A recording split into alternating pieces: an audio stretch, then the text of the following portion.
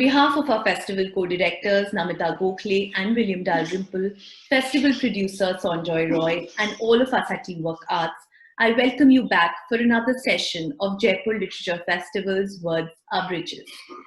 Our session today is Patan Trilogy, Rita Kothari and Abhijit Kothari in conversation with Tridip Suhrud. KM Munshi's historical trilogy comprising Patan Prabhuta, Gujarat Nath, and Rajadhiraj has long been part of cultural memory and literary history.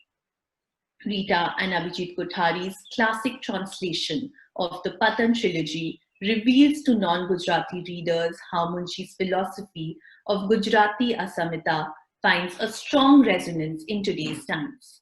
They discuss the craft and nuances of bringing the past to life in another language with scholar and translator Tridip Suhrud, whose English rendering of Govardhanram Tripathi's Sarasvatichandra remains a benchmark of quality. Rita Kothari is a professor of English at Ashoka University.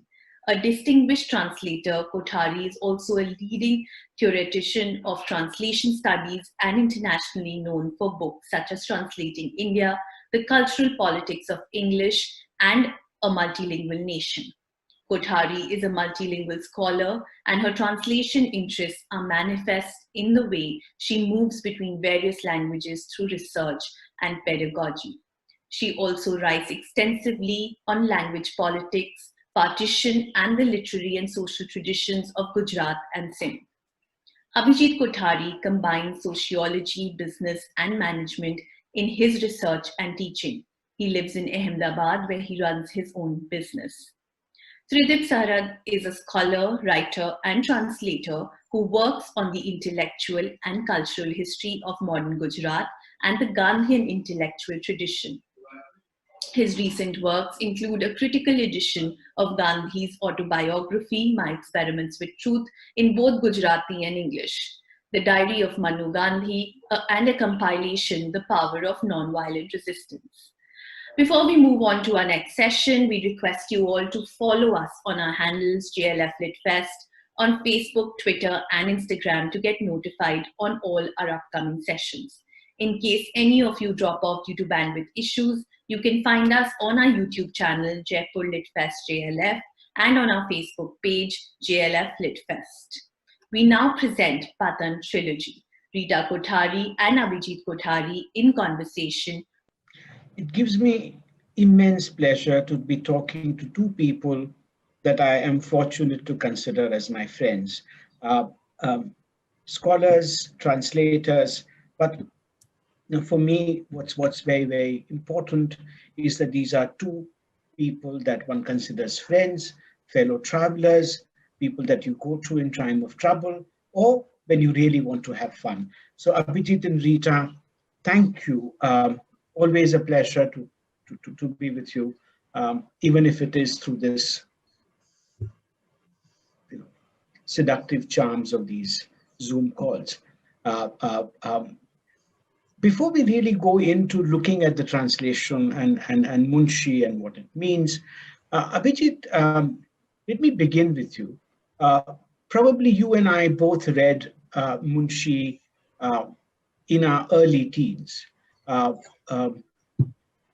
By the time we were 12, 13, these were the books that came our way, and we were deeply enamored of the prose. We were taken in by and carried with the flow of the story, of the characters, of the events that took place, kind of a ceaseless journey through this trilogy is something that I remember at a very young age. What drew you? I mean, did you have similar experience when you read it? And what is it that one remembers of that? You're absolutely right. You're absolutely right. It was in the early teens that I read Munshi. Perhaps I studied in an English medium missionary school, and Munshi was my first foray into serious Gujarati literature. Probably the first author that I read in Gujarati, and I found him, I was absolutely fascinated. I mean, it made far more sense. It resonated much more than reading the Count of Monte Cristo or Rob Roy or something like that.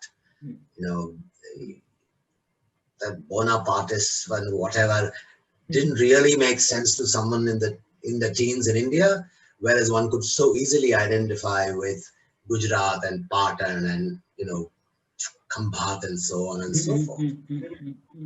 So, and yes, they're beautiful. I mean, they're very racy, extremely interesting novels with all the elements, valor and romance and all of that. So I was a fan. Yes, I was a big fan.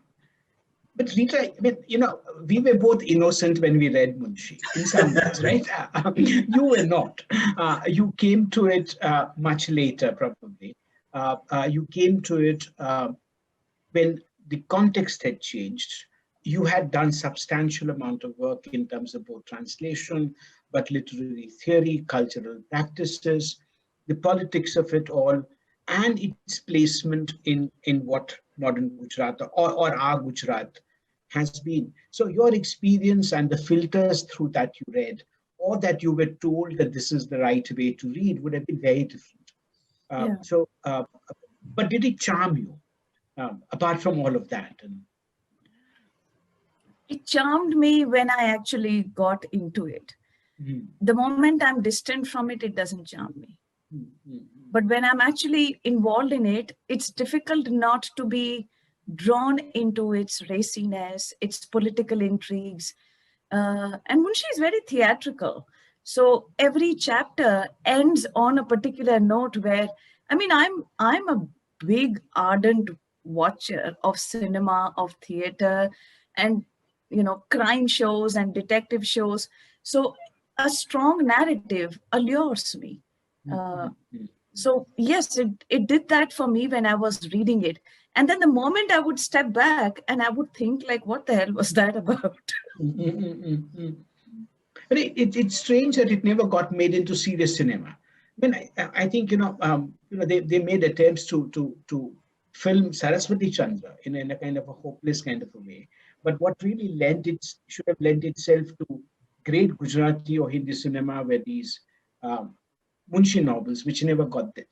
But you know, but you know, talking about the prose and the raciness, Abhijit, if you could actually read something from, I mean, one passage from one of the trilogies, one of the novels, and maybe a passage of the same in your translation.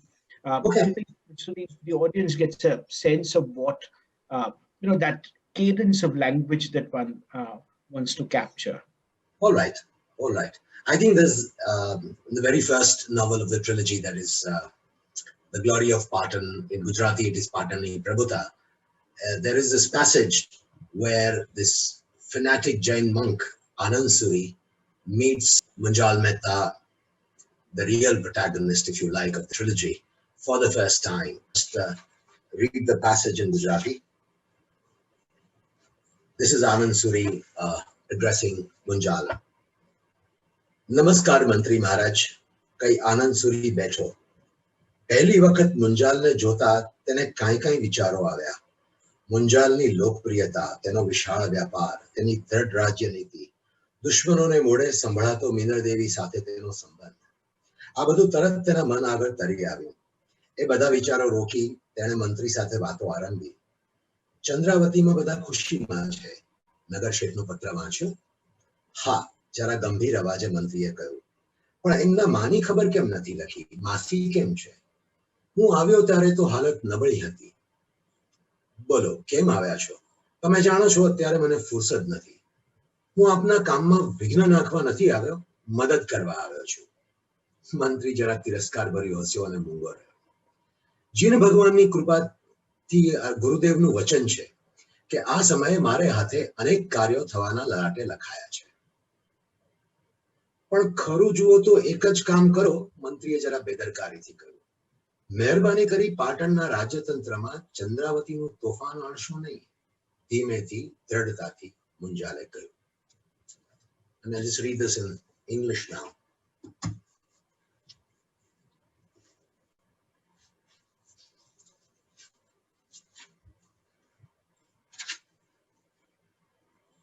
Namaskar, respected Minister, Anand Suri said. At this first sight of Munjal, a flurry of thoughts raced through the Jati's mind. Munjal's popularity, the expanse of his business network, his firm administration, his relations with Minal Devi as reported by his enemies. Pushing these thoughts aside, he began, everyone is happy in Chandravati. Did you read the Nagar Sheth's letter? Yes, the minister replied gravely. But why hasn't he mentioned his mother? How is Masi? When I left, her condition was delicate. Tell me, why have you come? You know I don't have much time these days. I have not come to be an impediment, but to aid your work. The minister smiled derisively, but did not comment. I am destined to carry out important tasks with the grace of Lord Mahavir and the blessings of Gurudev. Carry out only one task.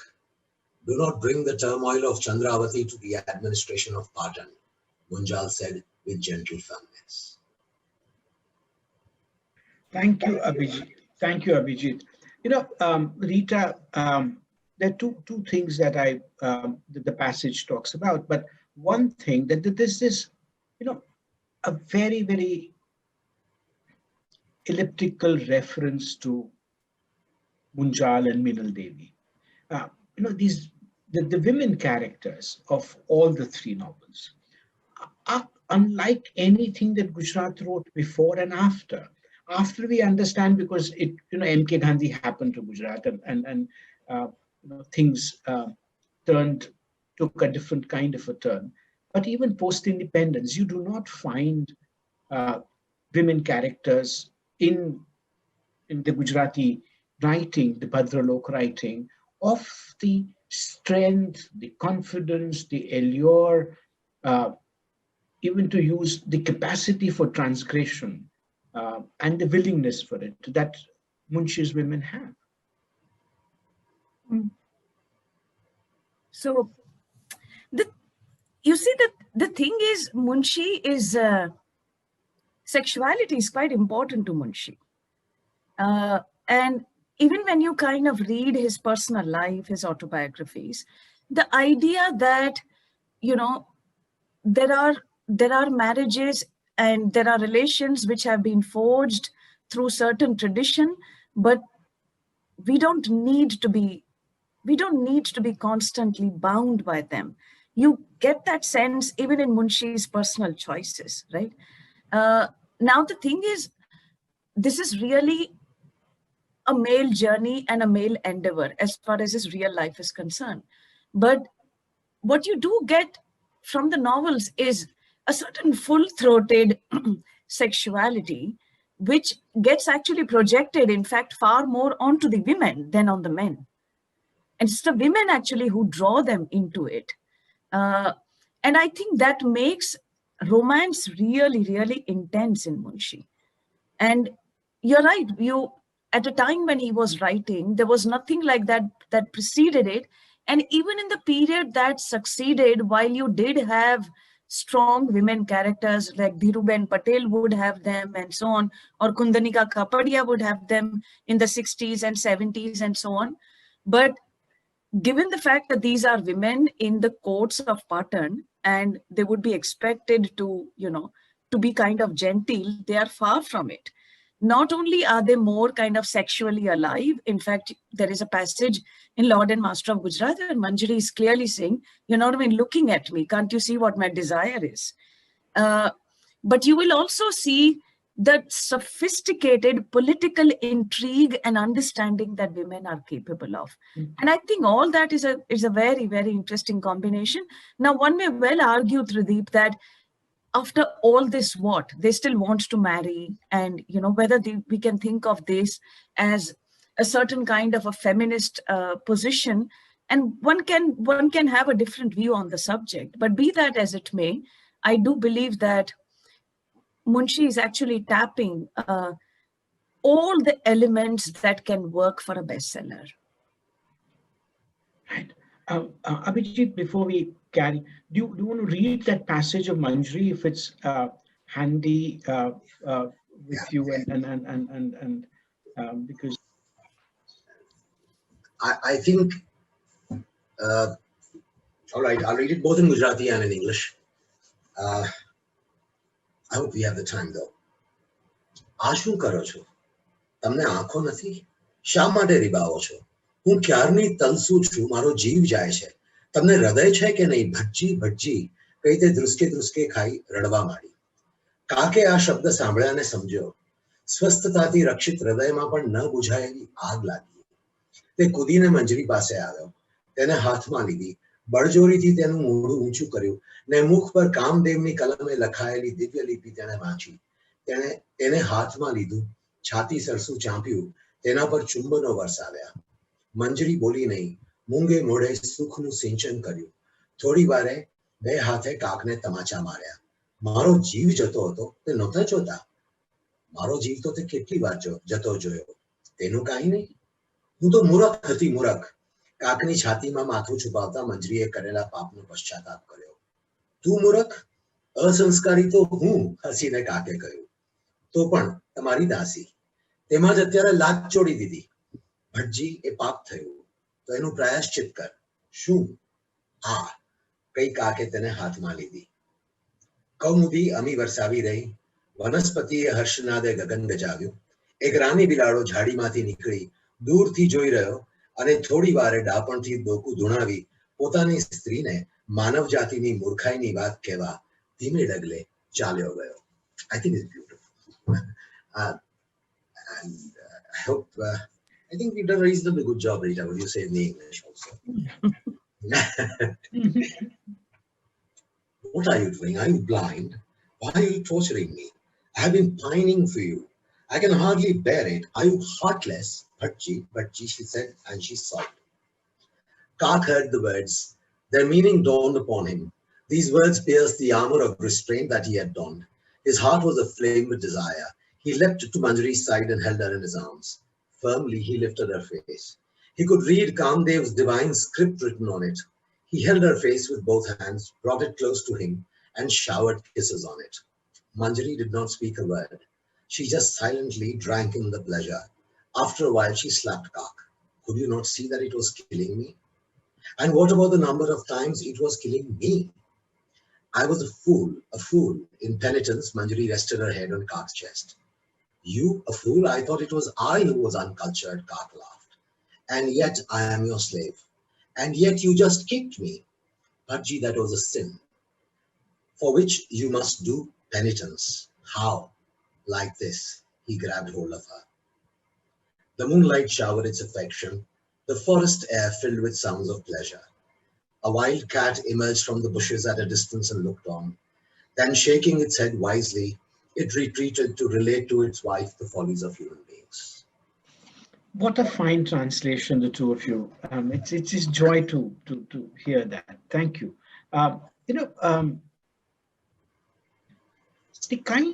We know that these three novels are about politics and statecraft and formation of the Gujarati state and the particular period in which they are written,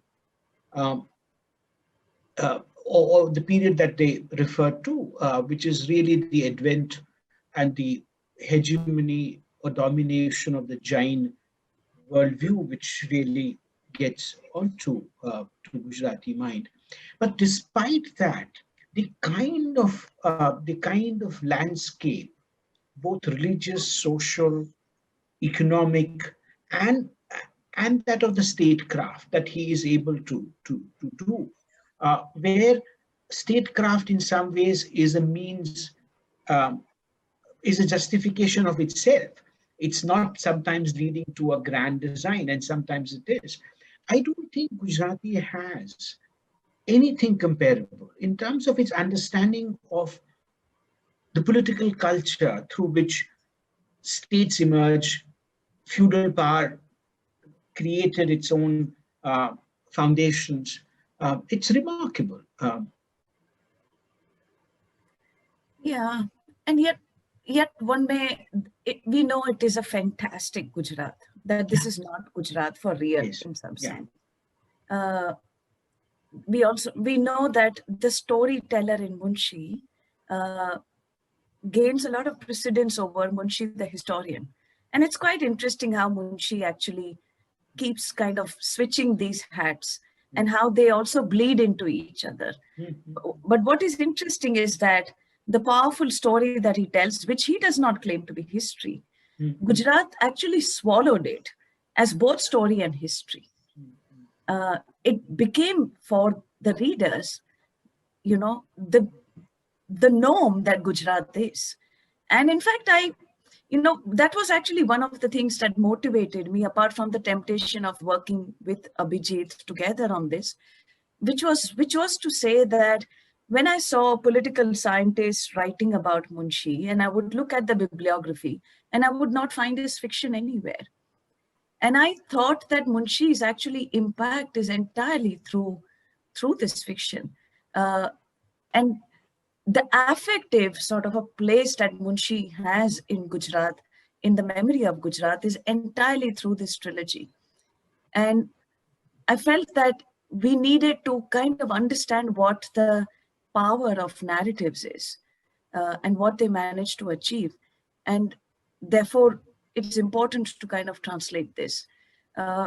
So yeah, I mean, I think that you're right about statecraft and political administration, but there are also very interesting tensions, cracks, beech mein, right? In the, for instance, there's one particular dialogue where the question is, how inevitable is violence for the state?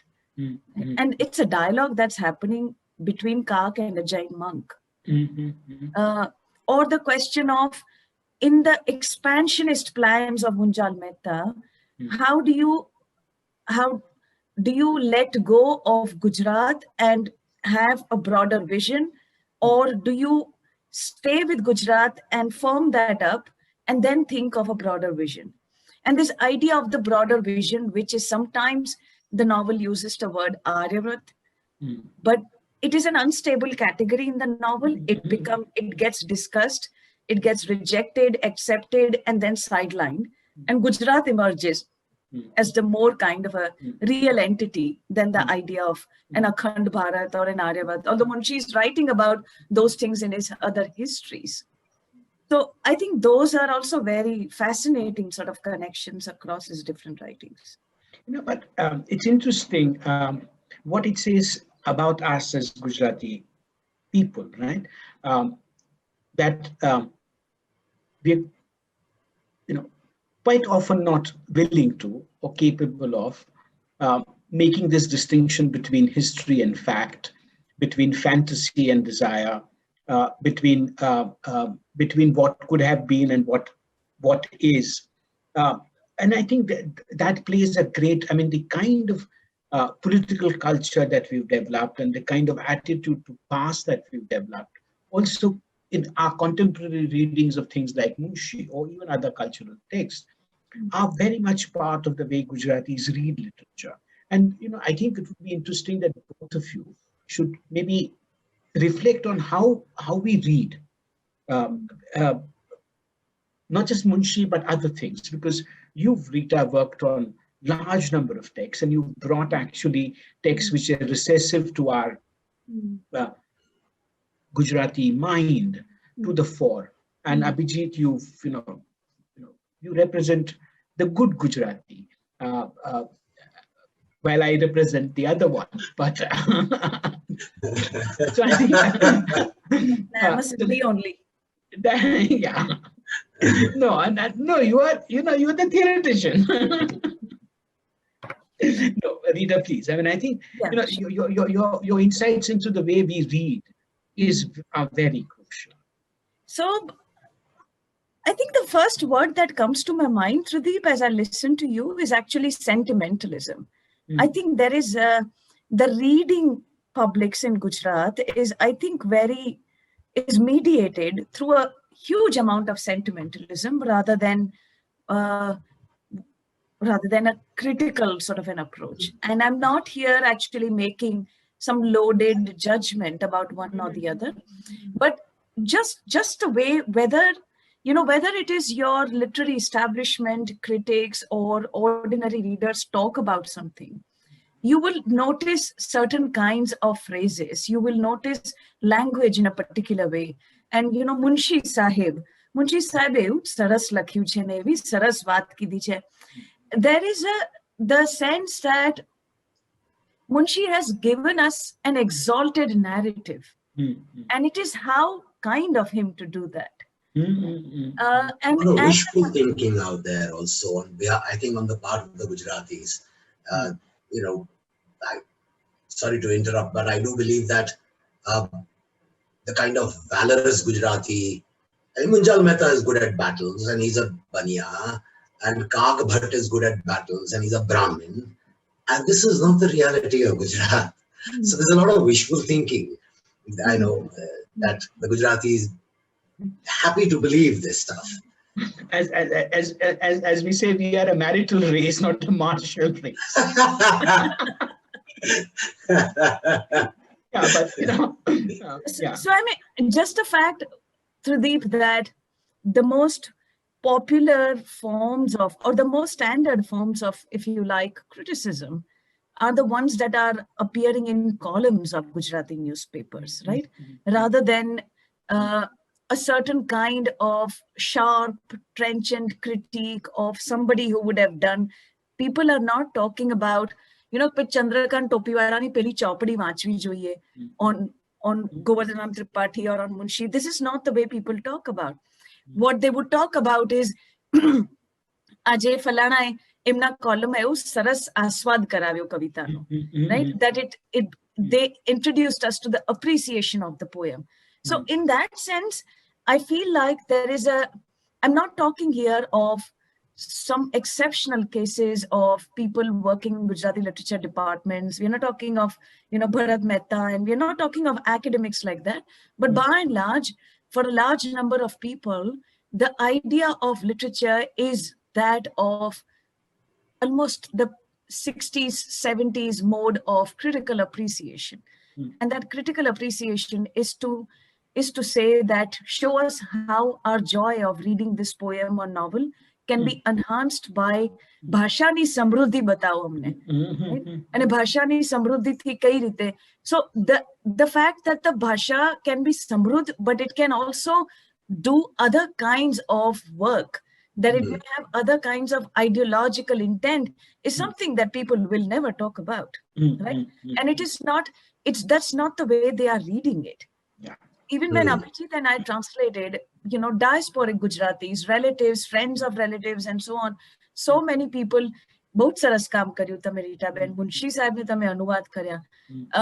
And it was strange. I mean, I've talked about this in another lecture I gave recently, that although I translated Joseph McConn's Angariyat, I've translated women writers, I've translated all kinds of things, but I've not actually been quite patronized in this way and told that, you know, you did such good service by doing it.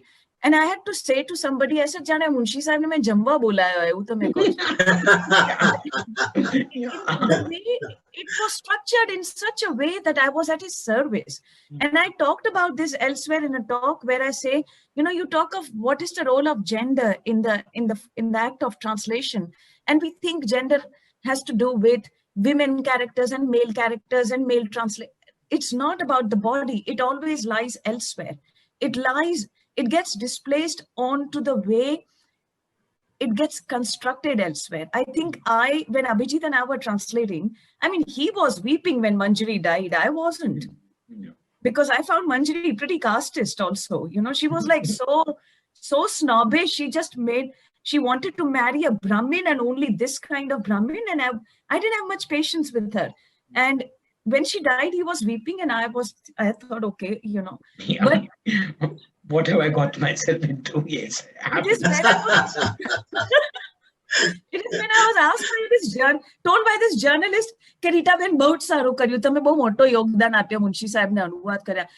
At that time, I felt like a gendered role gendered labor had taken place. Abhijit,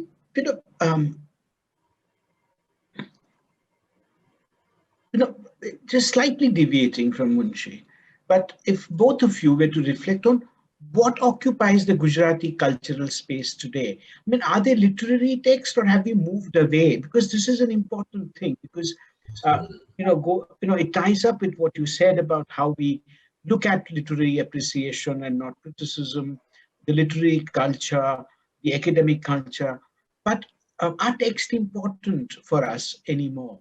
Or are we, I don't, the two of you are far more acute in terms of your reading of Gujarati text than I. I mean, I'm stuck somewhere in the 19th century. So,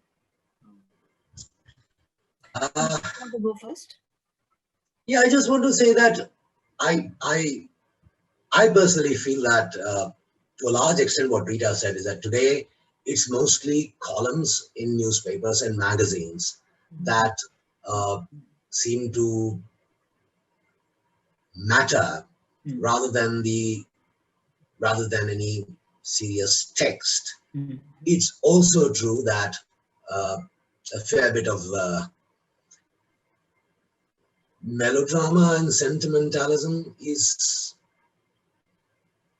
much more popular, and I suppose maybe that is the case in other languages also. I do not know that for sure, but it's certainly far more popular in Gujarat. So stark depictions in novels, etc. I remember Rita and I were talking about it, and this is a statement that was made at the Gujarat Sahitya Parishad at some stage or the other in the early days, when Dalit literature was in Gujarati was being written, and somebody said, "Haan, Dalit to chhe, pan Lalit chhe ke nahi." And that's shocking. So to a large extent, both the establishment, if you like, and the popular public is looking for a very limited kind of input, if you like. So only books of a certain nature seem to be read. And that's unfortunate.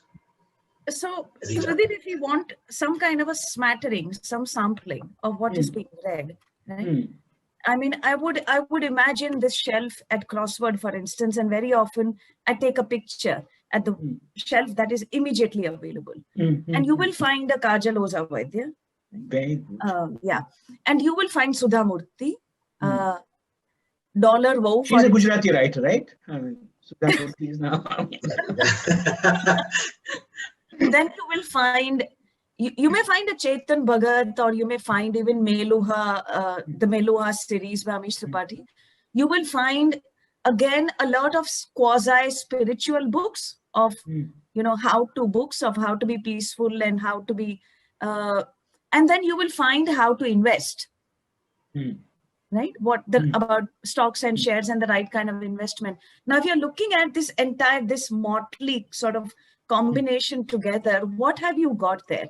You've got basically the promise of a good life, right? You've got books that tell you how to invest your money. So if you're looking at something like Dharma, Arth, Kam, Moksha, in some sense, I think they are all represented in this much. Now, the idea that literature, as Munshi Premchand says in 1930s in the first Progressive Writers Union, he said, Sahitya wo hai jisme bechani ho, sangharsh ho, aur gati ho, right? So ye jo cheezein hain, sangharsh, gati, bechani, matlab ye to aap bhool hi jao. This is not the credo that you will find in. So we may have seen shades of it in what is called Gandhian literature, and that's again a very interesting combination of how that manifests during that period. But since then, and especially now, you don't see that.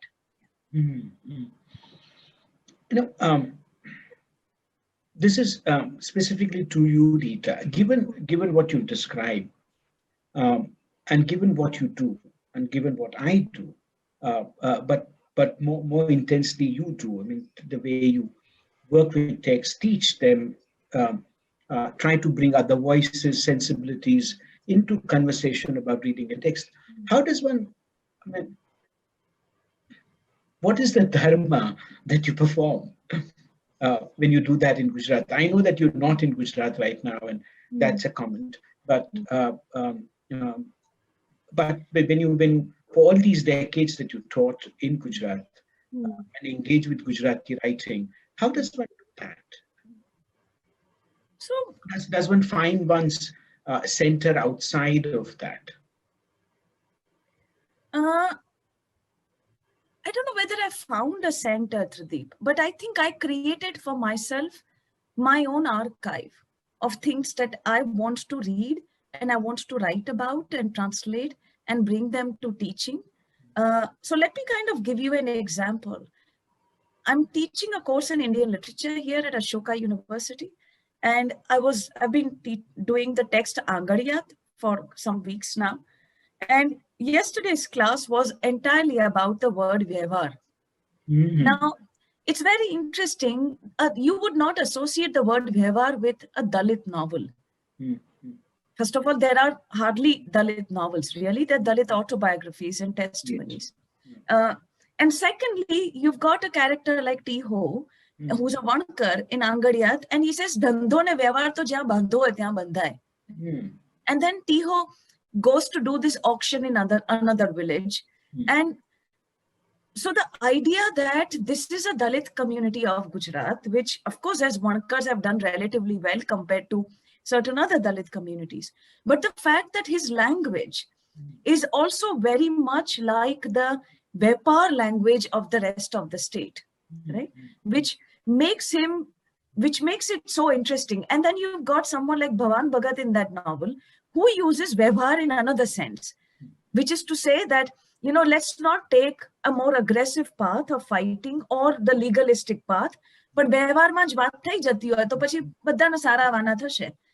And so this idea of doing business, forming relations, bypassing, if you like, a certain kind of an aggressive politics or confrontational politics, but negotiation. So to my mind, actually, these are archives that I'm building for myself. I'm not sure whether mainstream Gujarati literary establishment would have any sympathy with what I'm doing. I don't think they would be interested in what I'm doing. But I do believe that as somebody who sometimes sort of talks about Gujarat outside Gujarat, I think it is important that I bring that nuance to it. And translation helps me do that because it helps me engage with it and it becomes a mode, right? It is not to me a consequence only. Translation becomes a mode of doing it. So I think this idea of forming and unforming and reforming a center, it's an ongoing process, right? And which is why even though sometimes people who are selling a lot, who have big names, and they'll say, Rita Ben, please, atlo anuvad karilo, I will not do that. The fact that I did Munshi also is a little uneasy matter for me.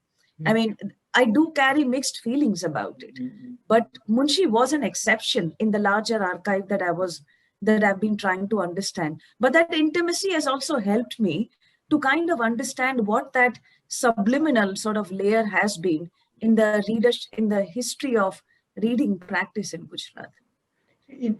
It's fascinating that you speak of unease, and I don't want to labor because I know that you've written about it, talked about it. But I think it's important that two of you reflect on this. Now that Gujarat's political culture is triumphant in ways in which it had not been since Gandhi's time, in some ways, and that we're not feeling remorseful about who we are, we're not any less confident about our politics and its efficacy. Do you think now Munshi is no longer required as a cultural text for us, and that we need to move ahead or just do without one? Abhijit, would you like to go first? It's a bit like asking that now that you've got a 20-story building, do you or do you not need the foundation? Right. Yeah. Okay. I mean, here is a structure, here is somebody who understands structure speaking. Sorry, it's my engineering training. I can't. I know. I get it. I think it's very, very profound what you said. So that remains a foundational text. There is no doubt about that. I think the way the politics of Gujarat is today, and the way it's been formed, the way the people have accepted a certain standard, all of that, which is not the only person, but there has been a very significant role that has been played out there. And once that's done, and then you are already built the structure and you want to, change the position of a window here and there, or add some curtains and remove some furniture, I think you can do what you want. Yeah. That's what I have to say. Rita? Yeah, I think I would frame my response slightly differently, Tridip. I don't think Gujarat needs Munshi or Munshi needs Gujarat, but we need both Munshi and Gujarat for us to arrive at a better understanding and understand the dialectic between the two. I mean, I think in the last the last section of the trilogy, we've discussed in great detail the idea of Asmita, right, which Munshi is the architect of, and what are the different ways in which the idea of Asmita emerges in this novel, and whose Asmita it is.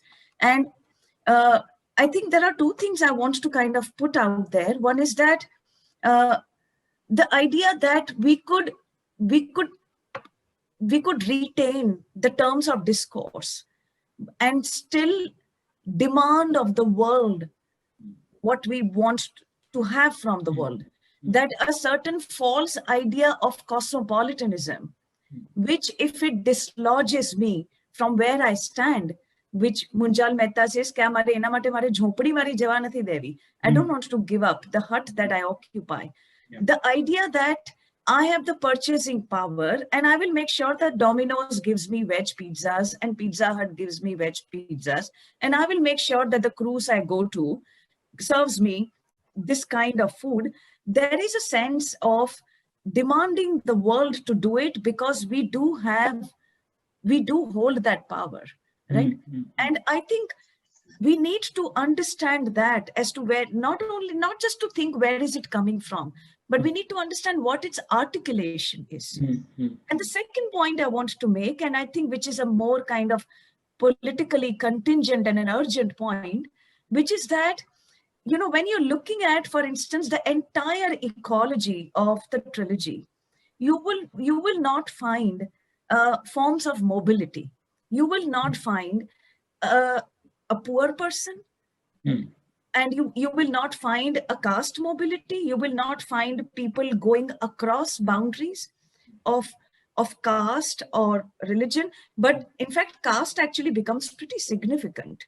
And I think it is a very under-researched aspect of the trilogy. Yeah. Not only is this world upper caste, it is Brahmin, not just Brahminic. Yeah. And so the fact that Asmita... Just that unfortunately you need Rajput rulers, unfortunately. Unfortunately, yeah. So this idea that... So Asmita is a frozen concept. Asmita can only sustain itself when all else has been reified and all forms of mobility have been held in abeyance.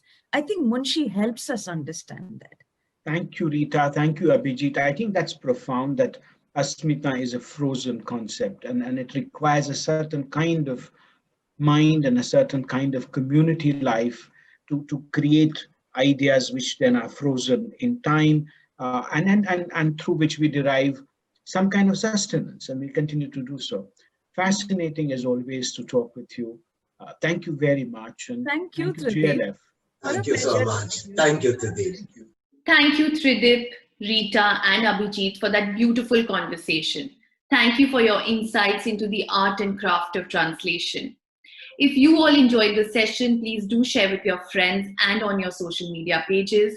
Thank you all for watching and being a great audience. We promise to be back next week for another session of Jaipur Literature Festival's Words Are Bridges. Have a great evening.